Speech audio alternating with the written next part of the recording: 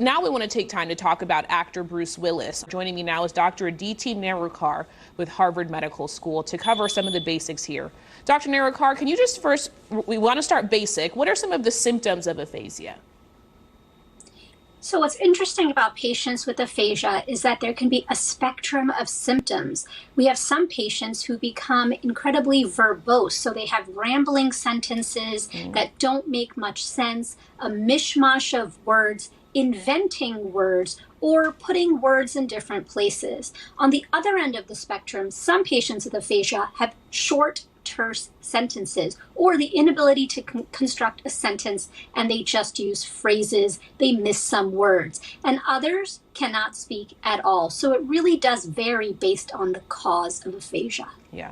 And because it varies, I wonder, is there a version of this aphasia without the physical disability part of it where it's just the cognitive?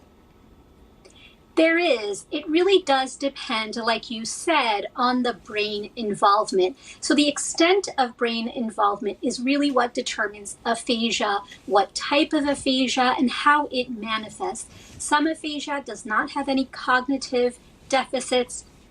Other aphasia does. Some aphasia also doesn't have any physical deficits where other aphasia does, simply because of the different regions of brain involvement. Aphasia, the underlying mechanism is that it is a brain injury of some sort, like you said, due to perhaps a stroke, head trauma, or a tumor infection or dementia. Yeah. And while we don't know about Bruce's case exactly, what we do know, Bruce just celebrated his 67th birthday. Do we know anything about how age factors into this disorder, if at all? So typically, it does occur more in middle-aged people and elderly people. There's an equal distribution of aphasia in men and women. It is really unclear right now what Bruce Willis's cause and underlying disorder is of the aphasia, though in the family statement, they did say that he has aphasia with some cognitive deficit, so there could be a clue there. Yeah. And I mean, I guess the number one question here, is this at all treatable? That is the number one question. Yeah. You know, some aphasia is temporary and reversible. Other aphasia is permanent. Interesting. It really does depend on the extent of brain involvement and the cause. There are many ways to first diagnose it. So first, you know, doing a battery of tests, seeing a neurologist and doing the imaging. Based on finding out what the cause is, then medications can help treat it. Also speech and speech therapy. You know, with aphasia, it is a medical condition, but it can have a profound psychological toll on the patient as well as the family. Right. And I mean, these patients, what would you think is their number one concern or fear? Because obviously the entire diagnosis seems scary, but what would you think is the number one fear here? I've taken care of many patients with aphasia for all sorts of underlying causes. And really, the bottom line is that people feel a sense of a loss of control. Speech is something that we learn at a very young age. We are very proud of how we speak and using our voice. So when we don't have the ability to express ourselves, and in some patients' case, the ability to understand language, that can be an incredibly scary and isolating experience. Right. And I know many people, they just want to know, like, how is this going to affect my life, right? And so obviously this statement from Rumor, she's saying her dad is stepping back from acting. What is the best way to evaluate how you need to adjust your life or, you know, leave a job? Like, how do you know what you're supposed to do?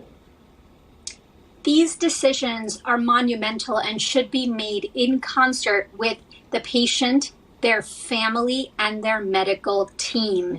It's not one person who makes that decision. It also matters what type of job people do. Some people who don't have a cognitive deficit can still perform their job with aphasia, others cannot. So it really is very much on a case-by-case basis. What would you say is the number one question that you get about this disease when people fear they have it?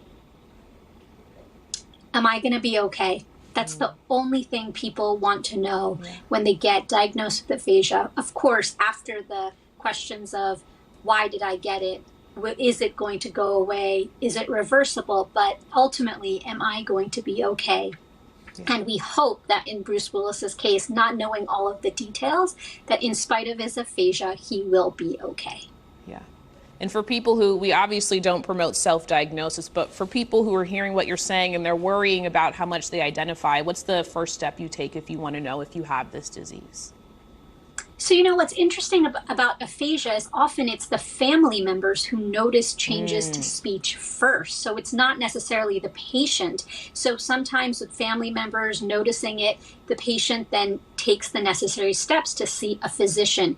If you are concerned about having aphasia, or if others have told you that there has been a change in your speech, the first step is to see your primary care doctor. They will do the initial evaluation and, if needed, send you to a neurologist for a more thorough evaluation, which includes a battery of tests, questionnaires, a physical exam, and perhaps brain imaging. Dr. Nerurkar, thank you so much for coming here and educating us. We appreciate you. Thanks for having me. Absolutely.